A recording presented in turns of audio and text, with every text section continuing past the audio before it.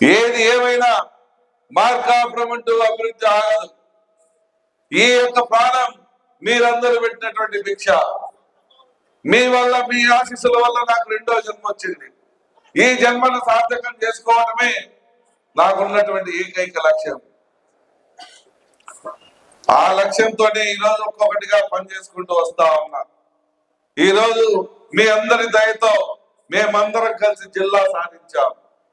మీ అందరి దయతో మేమందరం కలిసి రేపు వెలుగొండలు సాధిస్తాం. మీ అందరి దయతో రేపు మన ప్రాంతానికి మంచి కంపెనీలు తీసుకొని వస్తాం. మీ అందరి దయతో మేమందరం కలిసి రేపు మన యువతకి ఉపాధి చూపిస్తాం.